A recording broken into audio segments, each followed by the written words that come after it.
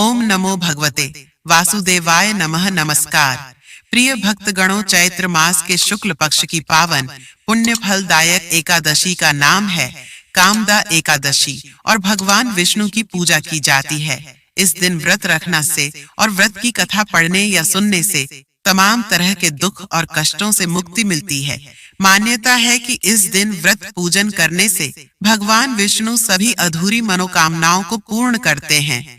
इसलिए इसे कामदा एकादशी के साथ ही फाल्दा एकादशी भी कहा जाता है।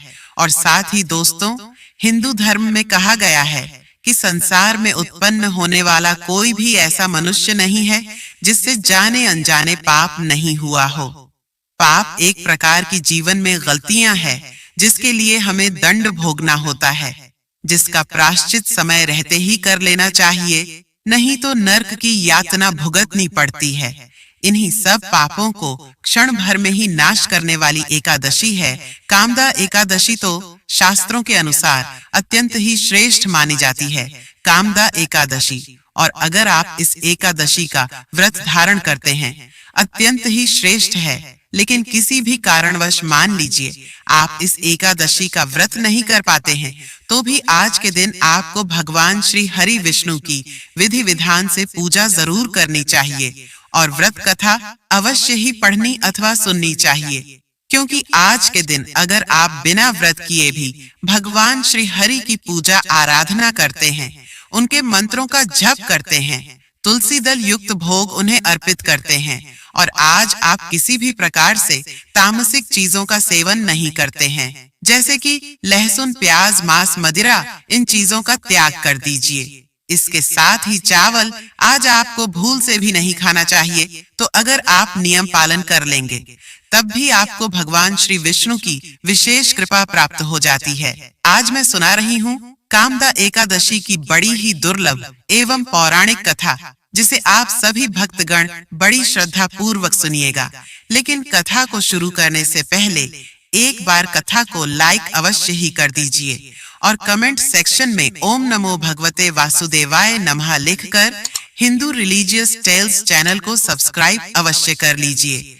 प्रिय भक्ति गणों, पुलकित मन से भगवान श्री कृष्ण को नमस्कार करने के बाद धर्मराज युधिष्ठिर ने भगवान कृष्ण से प्रार्थना की, हे महाराज, अब मेरी इच्छा चैत्र मास के शुक्ल पक्ष की एकादशी के नाम, महात्म्य, पूजा विधान आदि के बारे में विस्तार पूर्वक जानने की है। तब भगवान कृष्ण ने कहा, हे राजन, यही प्रश्न एक बार महाराज दिलीप ने महर्षि वशिष्ठ जी ने जो कथा महाराज दिलीप को सुनाई थी, वही मैं आपको सुनाता हूँ।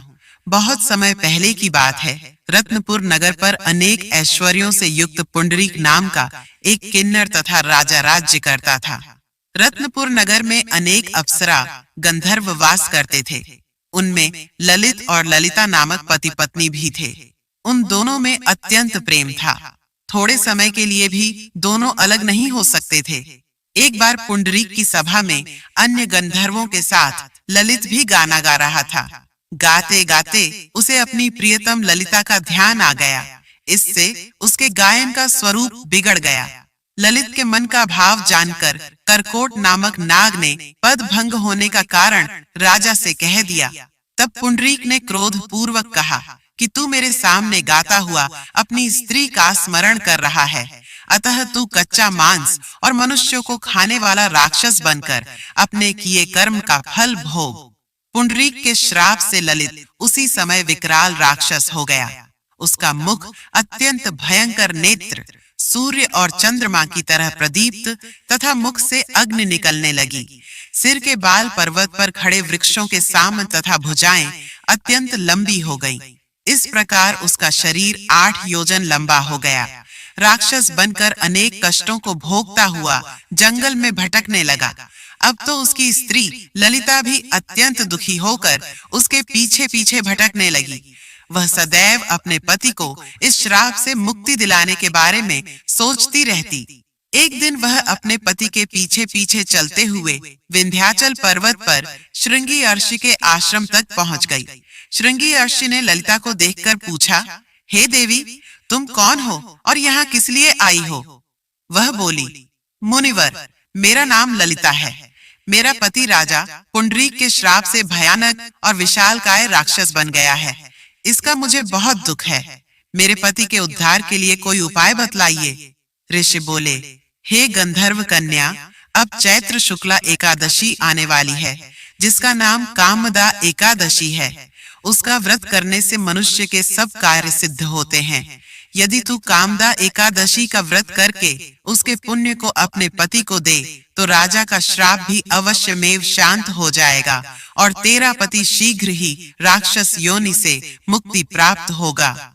चैत्र शुक्ला एकादशी आने पर ललिता ने व्रत किया और द्वादशी को ब्राह्मणों के सामने अपने व्रत का फल अपने पति को देती हुई भगवान से प्रार्थना करने लगी है, प्रभु, मैंने जो यह व्रत किया है, इसका फल मेरे पति को प्राप्त हो, जिससे वह राक्षस योनि से मुक्त हो जाए। एकादशी का फल देते ही उसका पति राक्षस योनि से मुक्त होकर अपने पुराने स्वरूप की प्राप्त हुआ और अनेक सुंदर वस्त्राभूषणों से युक्त होकर ललिता के साथ विहार करने लगा। उसके पश्चात वे दोनों एक दिव्य विमान में बैठकर स्वर्ग लोक को चले गए। वशिष्ठ मुनि ने आगे कहा, हे राजन, इस व्रत को विधि पूर्वक करने से समस्त पापों का नाश हो जाता है तथा राक्षस आदि योनि भी छूट जाती है। संसार में इसके बराबर कोई व्रत नहीं है। इसकी कथा पढ़ने या सुनने मात्र से ही वाजपेय यज्ञ का फल प्राप्त होता है। प्रिय भक्तगणों, आइए अब श्रवण करते हैं एकादशी माता की कथा। एकादशी माता की कहानी को आधा अधूरा बीच में नहीं छोड़ा जाता, इस बात का विशेष ध्यान रखिएगा। कथा सुनने से पहले लाइक जरूर करें। बोलिए एकादशी माता की जय कमेंट सेक्शन में लिखे। इस कथा को सुनने से ही एकादशी का व्रत पूरा माना जाता है। एक बार एक बूढ़ी माँ ने एकादशी का उपवास रखा। बड़ी ही भक्ति भाव से उस बूढ़ी माँ ने एकादशी माता की पूजा की, एकादशी का उपवास किया। प्रिय भक्तगणों, एकादशी का उपवास रखने से श्री हरि की कृपा से सब कुछ मिल जाता है। उस बूढ़ी माँ को अपने लिए तो कुछ नहीं चाहिए था। वह बूढ़ी माँ तो अपने बच्चों के लिए, अपने परिवार की सुख सुविधा के लिए ही इतना कठिन व्रत किया। उसने दिन भर बड़ा ही कठिन व्रत किया और अपने प्यास को किसी तरह से रोकती रही, क्योंकि एकादशी के व्रत में जल की एक बूंद भी ग्रहण नहीं किया जाता। द्वादशी को ही जल पीकर वह अपने व्रत का पारणा किया करती थी। इसीलिए दिन भर उन्होंने किसी प्रकार अपने मन को संयमित रखा। पूजा पाठ की व्रत की कथा पढ़ी सुनी और फिर पंडित जी को मिट्टी के एक पात्र में भरकर पानी और मौसमी फल दान में दिए। दोना भरकर शक्कर भी वितरित की। उन्हें गर्मी के कारण बड़ी बेचैनी हो रही थी। एक तो निराहार और निर्जल रहकर उपवास रखा था और उनको प्यास भी अधिक सता रही थी। इस कारण उन्होंने सोचा कि चलो पानी में बैठूं, इससे शायद थोड़ी शांति मिले। ऐसा सोचकर वो पानी में बैठी रही। पानी से बार बार कुल्ला करती और मुंह हाथ धोती रही। तब कहीं जा उन्हें थोड़ा बहुत चैन मिला। एक तो धूप तेज की पड़ रही थी, इस कारण बार बार बूढ़ी माँ का मुंह सुखा जा रहा था।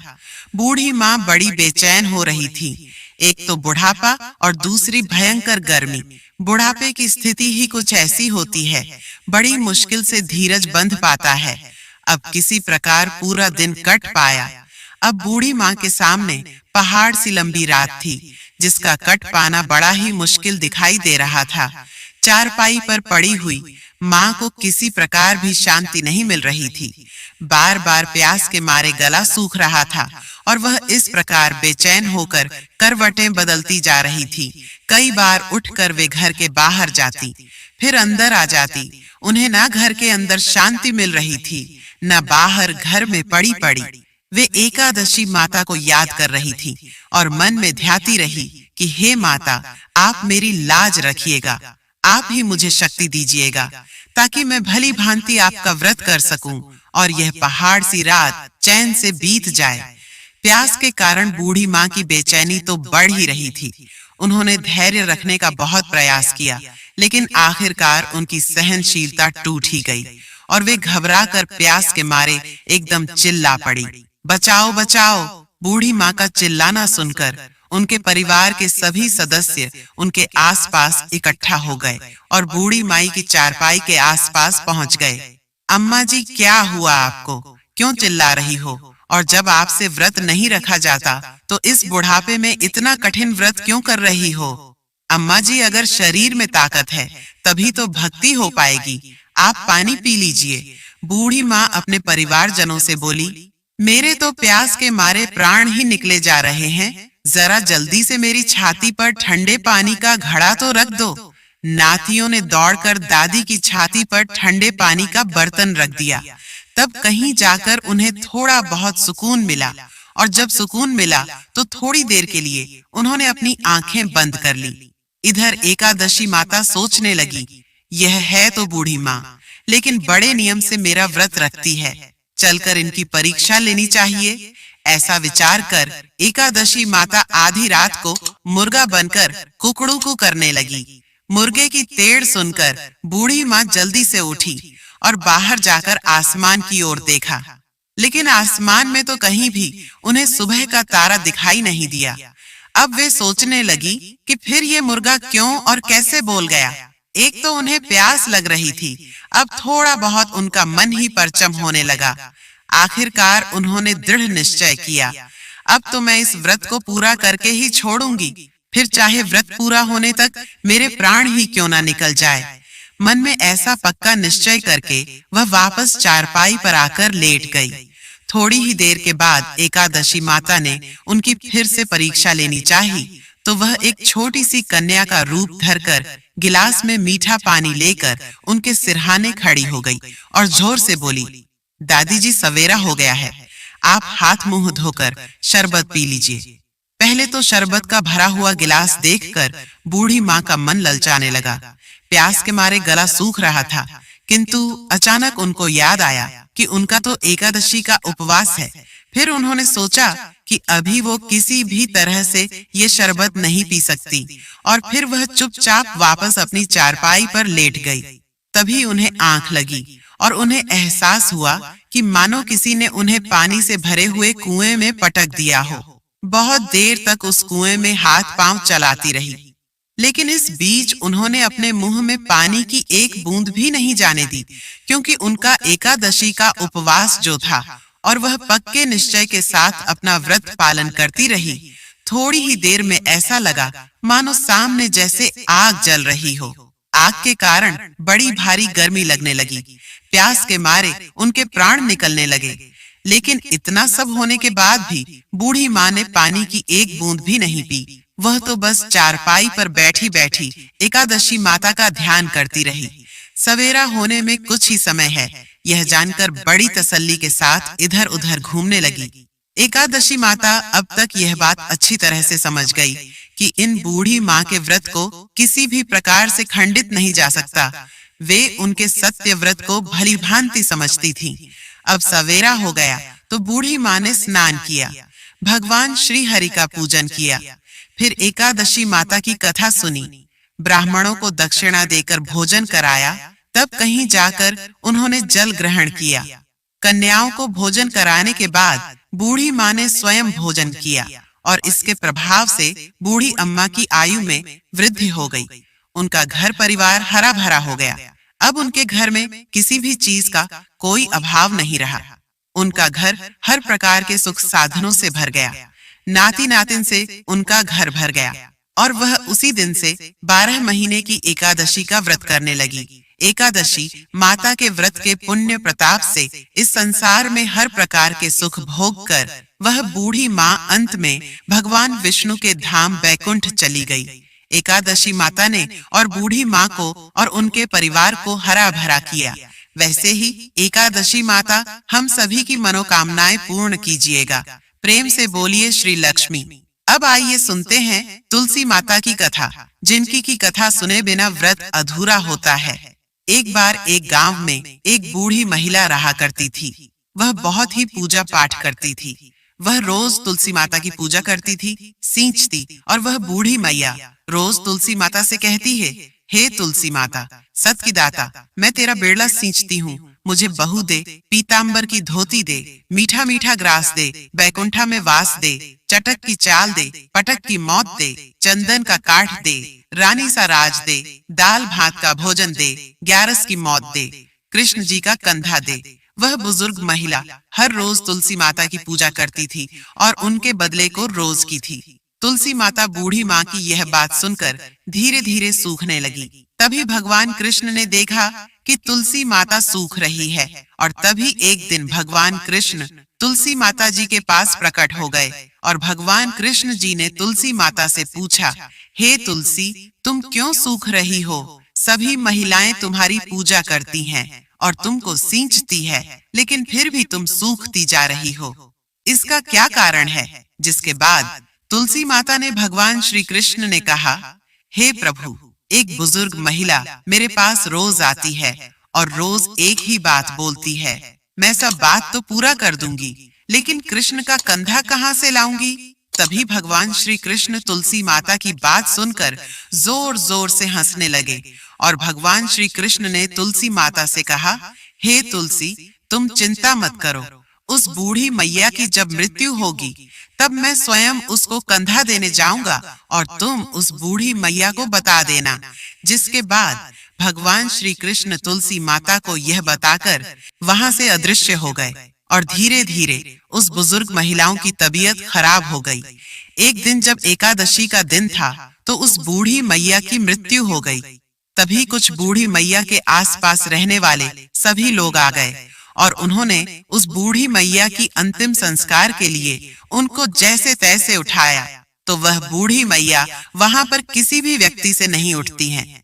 तभी अचानक से एक बच्चा आया और सभी से कहने लगा कि मैं बूढ़ी मैया के कान में कुछ कहना चाहता हूँ, जिससे वह बूढ़ी मैया हल्की हो जाएंगी और आप सभी लोग उसको आराम से उठा लेंगे। यह सुनकर सभी लोग बहुत ही आश्चर्यचकित हो गए और कहने लगे, ऐसा कैसे हो सकता है? और सभी लोगों ने उस बच्चे को बालक समझकर वहां से भगा दिया। लेकिन वहां पर उपस्थित एक बुजुर्ग आदमी ने उस बच्चे से कहा कि जाओ, तुम्हें जो करना है वह कर लो। लेकिन सभी लोगों को यह पता ही नहीं था कि बच्चे के रूप में भगवान श्री कृष्ण ही आए हैं उस बूढ़ी मैया को कंधा देने के लिए। जिसके बाद भगवान श्री कृष्ण उस बूढ़ी मैया के पास गए और उनके कान में जाकर कहने लगे, माई मन की निकाल दे, पीतांबर की धोती ले, मीठा मीठा ग्रास ले, बैकुंठ में बांस ले, चटक की चाल ले, मटक की मौत ले, चंदन का काठ ले और सब ले, कृष्ण जी का कंधा भी ले। भगवान श्री कृष्ण के इतना बोलते ही वह बूढ़ी मैया हल्की हो गई और फिर भगवान श्री कृष्ण ने सभी लोगों के साथ मिलकर उस दिन उस बूढ़ी मैया को कंधा दे दिया और उस बुजुर्ग महिला का अंतिम संस्कार कर दिया। जिसके बाद उस बूढ़ी मैया को मोक्ष प्राप्त हो गया और उस बूढ़ी मैया को स्वर्ग की प्राप्ति हुई। हे भगवान श्री कृष्ण, जिस प्रकार आपने बूढ़ी मैया को सब कुछ दिया, उसी प्रकार आप अपने सभी भक्तों को देना। इस कथा को कहने वाले, सुनने वाले और हुंकार भरने वालों को देना। जय हो माता तुलसी, जय हो भगवान श्री कृष्ण। ओम नमो भगवते वासुदेवाय नमः।